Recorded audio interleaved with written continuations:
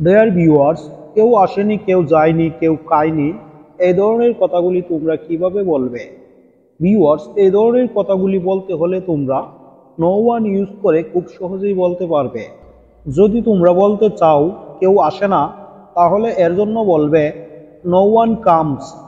কেউ যায় না, এর জন্য বলবে নো ওয়ান গোজ। আর যদি বলো কেউ খায় না, তাহলে এর জন্য বলবে নো ওয়ান ইটস। আর যদি বলো কেউ খেলে না, তাহলে এর জন্য বলবে নো ওয়ান প্লেস। যদি বলতে চাও কেউ ফুটবল খেলে না, তাহলে এর জন্য বলবে নো ওয়ান প্লেস ফুটবল। কেউ কাজ করে না, এর জন্য তোমরা বলবে no one does the work. নো ওয়ানকে সিঙ্গুলার সাবজেক্ট হিসেবে ধরা হয়, যেহেতু প্রেজেন্ট ইনডিফিনাইট টেন্সে সাবজেক্ট যদি থার্ড পারসন সিঙ্গুলার নাম্বার হয়, তাহলে ভার্বের শেষে এস বা ইএস যুক্ত হয়। সেজন্য এখানে নো ওয়ানের পরে যে ভার্বটি আছে, সেই ভার্বগুলোর শেষে এস বা ইএস যুক্ত হয়েছে।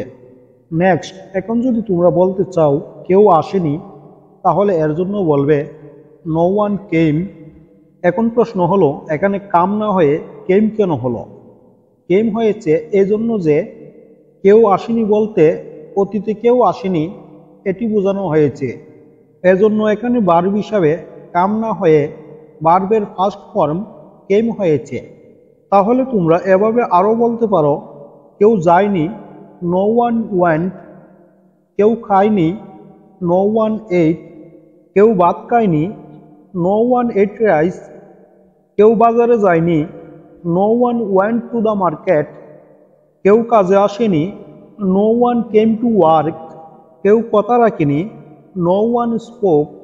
এ ধরনের কথা বলতে হলে তোমরা নো ওয়ানের পরে ভার্বের ফার্স্ট ফর্ম বসিয়ে খুব সহজেই বলতে পারবে। নেক্সট, তোমরা শিখে নাও কেউ আসছে না, কেউ যাচ্ছে না, কেউ খাচ্ছে না, এই ধরনের কথাগুলি তোমরা কিভাবে বলতে পারবে? ভিউয়ার্স, এই ধরনের কথাগুলি বলতে হলে তোমরা যে স্ট্রাকচারটি ইউজ করবে সেটি হলো no one plus is plus verb one plus ING plus other word. এই স্ট্রাকচারটি ইউজ করে এ ধরনের কথাগুলি খুব সহজেই বলে দিতে পারবে। ফর এক্সাম্পল, কেউ আসছে না, নো ওয়ান ইজ কামিং। কেউ যাচ্ছে না, নো ওয়ান ইজ গোয়িং। কেউ খাচ্ছে না, নো ওয়ান ইজ ইটিং। কেউ খেলছে না, নো ওয়ান ইজ প্লেয়িং। কেউ ফুটবল খেলছে না, no one is playing football. কেউ সেখানে যাচ্ছে না, no one is going there. কেউ ঘুমাচ্ছে না, নো ওয়ান ইজ স্লিপিং। কেউ কথা শুনছে না, নো ওয়ান ইজ লিসনিং। কেউ আমার কথা শুনছে না, no one is listening to me.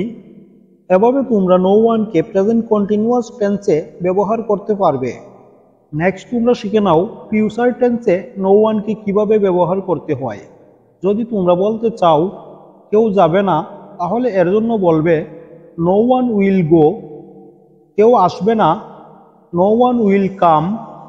কেউ ভাত খাবে না, no one will eat rice. কেউ কাজে আসবে না, no one will come to work. কেউ সেখানে থাকবে না, no one will be there.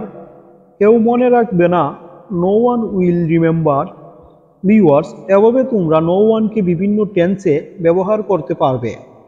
Dear viewers, ভিডিওটি যদি তোমাদের ভালো লেগে থাকে, তাহলে আমার চ্যানেলটি সাবস্ক্রাইব করে আমার সাথে যুক্ত থাকো, আর লাইক, কমেন্ট অ্যান্ড শেয়ার করো।